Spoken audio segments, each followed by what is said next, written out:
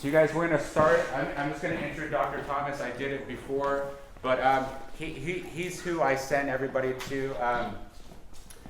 Who is Elizabeth is somebody that goes to you, and like I mentioned Dr. Thomas was coming, and she was like, oh my God, I love him. You know, I had a foot issue, and you know, really worked well with it. Angel worked with it. They worked together. So he's somebody I trust, and every time I talk to him, he's either going to a workshop, coming from one. He's always learning.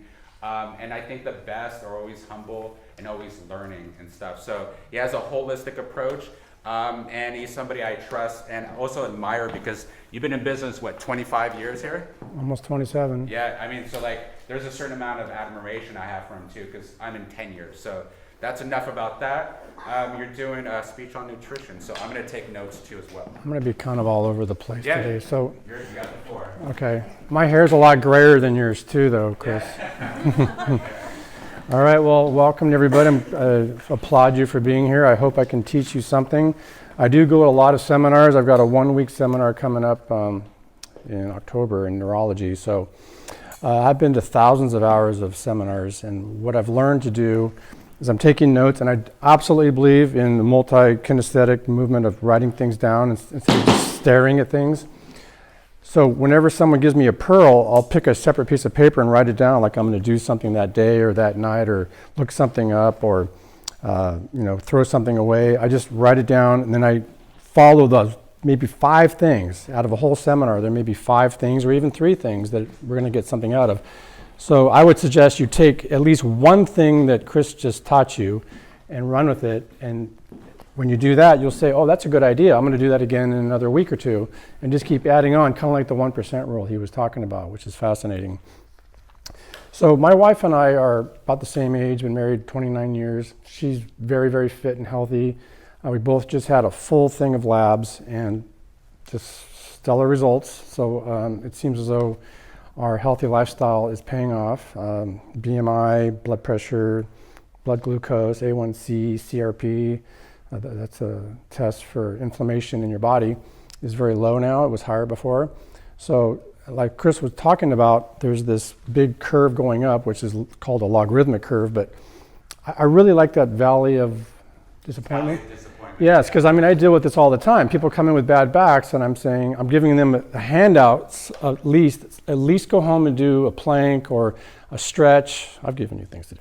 And I try to get them in the habit of doing a couple of things. And if they're excited about it, then I keep adding on to it. Next thing I know, they're joining your gym, they're joining a pool, they're changing their way they're eating. I mean, it's pretty phenomenal. It's hard to motivate people because you guys have to be motivated yourselves. So there's a lot of inner searching for yourself. But once you come through the doors here, I hope that Chris can excite you the way that he does. I don't think I'm as exciting as Chris, but that doesn't matter. Anyway, I wanted to go over just the habit stacking because fortunately my wife is a teacher, and I don't know if you know teachers, but I'll say, what time are you getting home? She'll say, well, 8:17.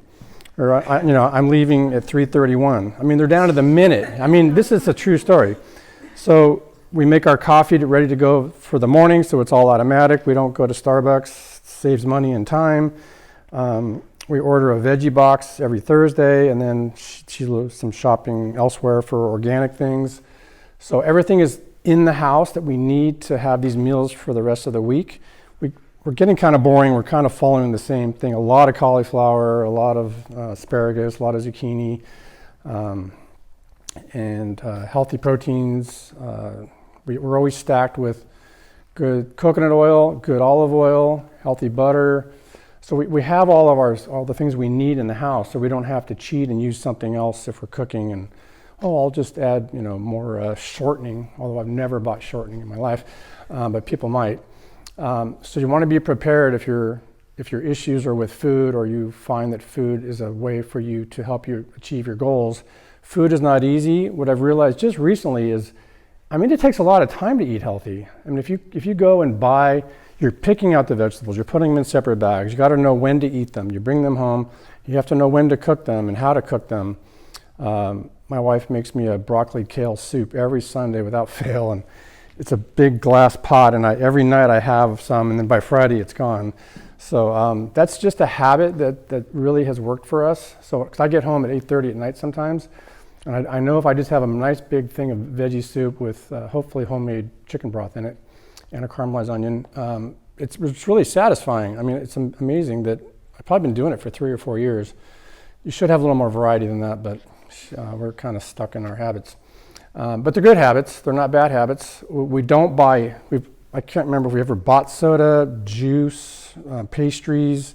We don't eat gluten, so that's kind of narrowed down our list of things. But now there's a lot of unhealthy gluten-free things. There's healthy gluten-free things, but you have to look at the ingredients and make sure there's not like over 100 ingredients. It's probably not good. We pretty much gave up sugar maybe 7 years ago. She just found this random book on sugar at Costco of all places, and she got motivated, and she actually helped me get off sugar. And you've seen my signs in my office. Like every room has a sugar is poison sign, and it is a poison. My gym bag is always packed. I have like 6 towels because I swim 3 days a week, shoved in the back of my seat. I've got a whole gear bag of just swimming things. I've got my gym bag for the gym. I've got extra walking shoes in case the pool's closed and I have to go run or walk or something. So being prepared is huge, because if you think, oh shoot, I forgot my suit, I got to run back upstairs and run back, and then I'll forget my goggles or whatever it is, then you've already wasted like 10 or 15 minutes. And I usually get up around 4:45 in the morning, so because swim practice is at 5:30, there's no time for error in the morning. So you want to be able to get up, be automatic, and get out. I fill up my cup of coffee. I'll get into it later, but I really believe if you're a morning person, to try to work out, if you don't have diabetes, fasting. You can have water, you can have black coffee, or tea, and that's it.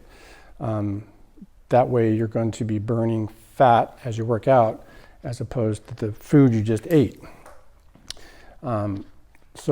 And I try on the weekends, like I worked out this morning, and I'm probably not going to eat till noon, I hope. I'm going to go over intermittent fasting in a few minutes to try to help you, give you a tool for how to eat and achieve some of your goals and health goals. So like I said, I'm going to be jumping all over the place here. I do like what you said about, being like more accountability to somebody in here, so get to know somebody in here and kind of connect. I mean, you're here with a common purpose. And because I swam, there was like a 8-year period when I swam only by myself at Oceana, and I did okay. And then my best friend started a team here at Terra Nova High School. And man, I swim much, much harder on a team than I do by myself. I was very proud of my solo stuff, but I realized I wasn't pushing myself nearly as hard. And I made a lot of friends there, and they harass you if you don't show up for a workout. And I absolutely give it back to them. If they don't show up, we text each other, where were you, get out of bed. So, try to connect with somebody in here, or with Chris or one of the trainers, and make yourself accountable to somebody.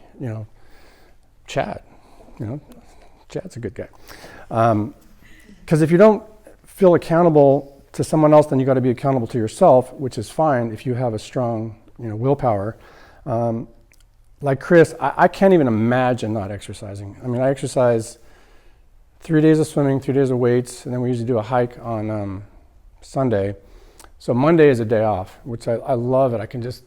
I can't sleep in very well, but I can just lay in bed for 45 minutes, just laying there. It's so great. And I actually let myself have carbs on Monday morning, which is usually brown rice mixed up with something. But so that's my one day. There's a new plan going around, the 5 and 2, where 5 days is intermittent fasting and then 2 kind of regular days. So I do want to talk about intermittent fasting right now, because it's such an easy tool. It's not that hard. It doesn't take any more time. Actually, you save time. Has anybody tried that in here? Any intermittent fasting? Okay. Chris has, you have. Okay. Do you talk about that at all here? A little, but not as much as you do. Okay. So I love going back to thinking of early man, cavemen, whatever you want to call them. They were living out in the open. They were having to walk 20, 30, 40 miles to find game and then drag it all the way back and dry it and have it ready for later. But there were days on end, they wouldn't have any food at all, and maybe not even any water. So we are designed not to be eating all the time. One of the phrases I'm using right now, Chris, is it's not good to always be comfortable. Well, my house is 72 degrees. It's never cold in my life. I'm never hot in my life. I'm never hungry. I get plenty of a cushy bed. It makes us soft, honestly. You have to have some hard parts of the day. Life can't be that easy. And some of you may disagree with me, but if you are able to take the hits and be hungry and be cold or be hot or be tired, get up when you don't want to and like, I didn't get enough sleep, but you just keep pushing through it, to me, it forges you into a stronger person. I really believe that. I can go to bed at 2 in the morning and bam, 4:45, I'm awake. Doesn't matter anything. I'm always awake at the same time. And I think, I'm just going to go through my regular thing and get up and go work out. Because if I lay in bed instead, I am so tired that day.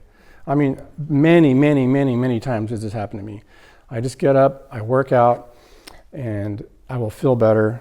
Now, I do live a mile from my practice, so I rush home at lunch and I really try to meditate or rest for half an hour to 45 minutes because the length of my day can be 12, 13 hours sometimes. And I've been doing it since high school. Our parents took us to Transcendental Meditation at Cal Berkeley on BART, this goober family going in with all these hippies learning meditation. But it was really a pretty nice thing for them to do. I didn't realize it until later that learning to meditate or being quiet or just being with yourself instead of being on the phone like this and then finally turning the lights off at night. You want to spend some time with yourself and just applaud yourself for working out that day or better yet, plan for what you're going to do the next day. It's a bad word, but something poor, piss poor planning leads to piss poor performance. If you don't plan to work out the next day, you may not work out. So I always go to bed with that idea, okay, I'm going to swim tomorrow for sure, or I'm definitely going to work out tomorrow. And now that I have more friends in my workout life, I'm committing to them. I'll say, okay, I'll see you at the pool tomorrow, or I'll see you at the gym tomorrow. And then they're going to harass me if I don't show up. So again, I'm just throwing little tips at you. All right, intermittent fasting. I might have enough. My color printer burned out. Like I said, I was just going to tape it onto the monitor here, pretend like I'm high tech. All right, so what do you think intermittent fasting is? How do you do it? So I did the 8-16 fast, which is basically, Right. So I basically would wake up around 8 o'clock and then I would have to wait 4 hours to eat food. So I would just drink a ton of water, sparkling waters to kind of fill me up. And then I just keep myself distracted and then I'd start eating, but I wouldn't eat constantly for the 8 hours. I'd just try to fit in 2 meals and then eat nuts and a lot of fruit, and then I'd go to bed and then the cycle starts all over again. Okay. But I stopped because I would have games in the morning and I need to eat. Oh, for performance. Yes, right. Performance. Well, then you have to, really. Exactly. You're not going to be at your best on an empty stomach, most likely. Yeah. I apologize, I ran out of them. In fact, I don't even have one. Okay. But let me borrow yours for a second. So the idea is we shouldn't be eating all day long. And one reason that I haven't even heard anyone explain, but this is how I feel, it takes so much energy, enzymes, chemicals, acid, and so on to take food in, digest it, break it down, suck it into the bloodstream, run it through, clean it, and so on and so forth. If we're not eating 12 hours a day, then our brain can work better, our body can work better, you actually have more energy, your body's not distracted with digestion. Digestion is not a small thing. It takes a lot of energy. In fact, the highest amount of energy that the body, what it needs the most is to make stomach acid, because you're making a pH 3 acid out of pH 7 water, and that takes a lot of energy. So if you go 12 hours, so the easy way to think about it is I try to stop eating at 8 at night. It should be 5 at night. I don't know if any of you can stop eating at 5. But if you make it till 5 the next morning to eat breakfast, that's 12 hours right there. So if you can eat early, that's really my biggest downfall is eating dinner late. But if you can stop eating dinner early and go 12 hours, you will see results. I can almost guarantee it. One of the things you want to do is get your insulin down. It's in your blood. One when you have insulin in your blood, which is excreted whenever you have carbohydrates in your body, the body no longer is burning fat. It's only burning carbohydrate. So now, and again, I'm not assuming people all want to lose weight in here, but if you want to grow old and be healthy for a lot of reasons, being thinner is always a better way to go. Much less inflammation, wear and tear on your heart, your joints, your liver's not processing as much. So it's giving your body a rest. And you want to get your insulin down to almost nothing. So when I work out in the morning, I'm burning fat. I know that. So, and if you burn fat, if you can go a little longer after working out, even the better, because you're going to be burning calories from using muscles. If you're lifting weights up to 24 hours, cardio is more 8 to 12, something like that. So I do a fair amount of weightlifting. All right, so I'm just going to read some of this to you. So if you're intermittent fasting, your insulin and leptin sensitivity, your insulin and leptin sensitivity goes up, reducing the risk of chronic disease from diabetes, heart disease, and even cancer.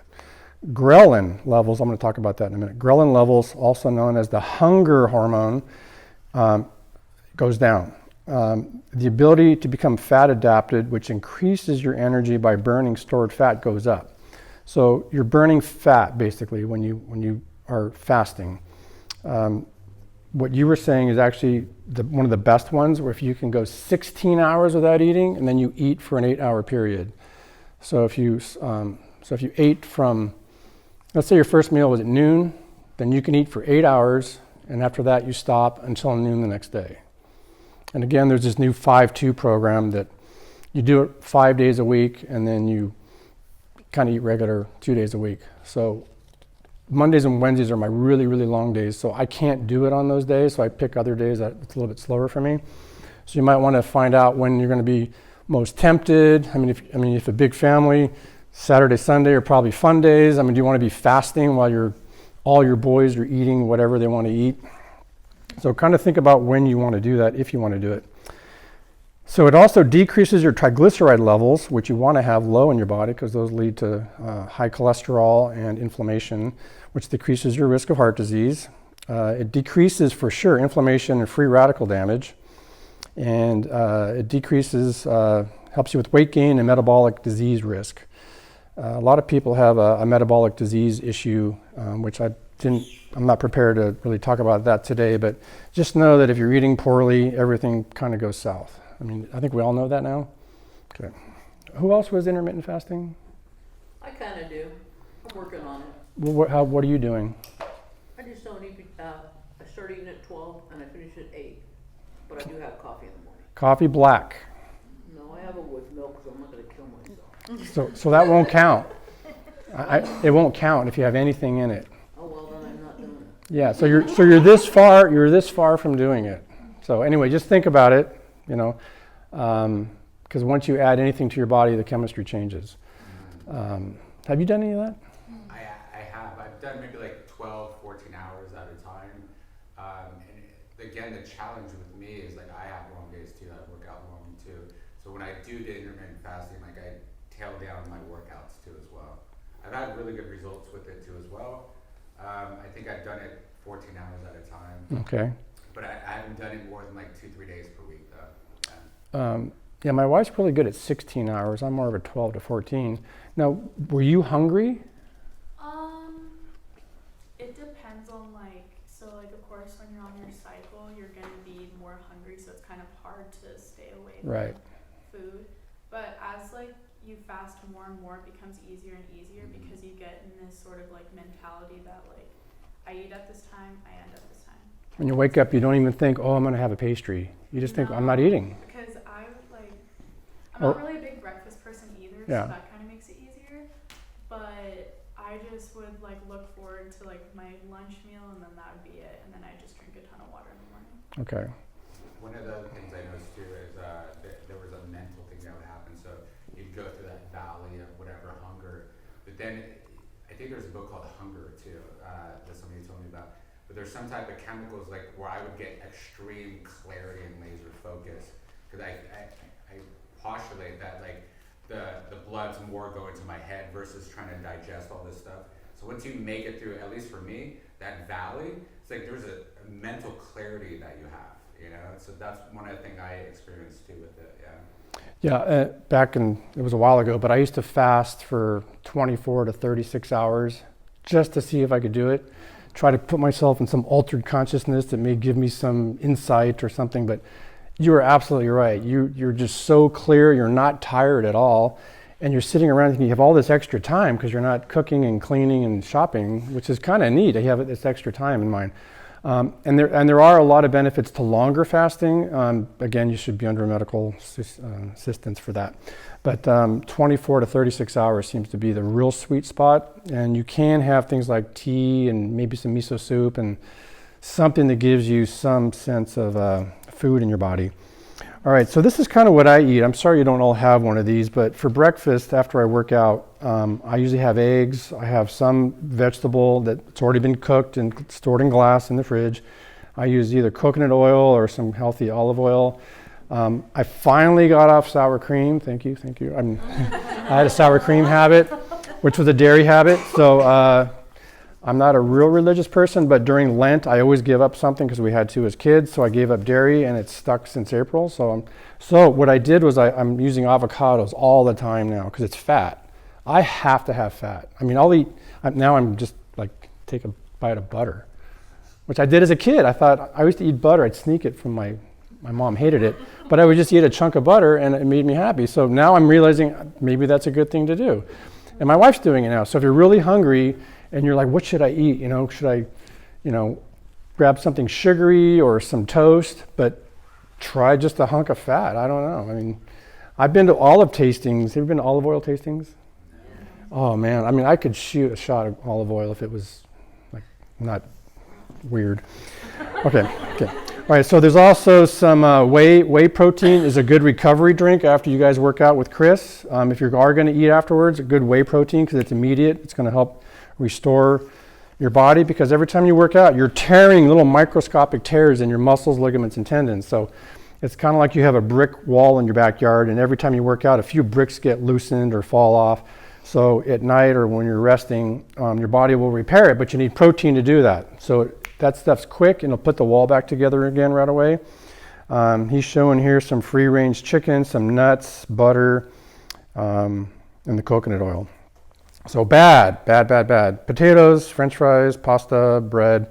I mean, does everybody know about that? That's not great for us anymore.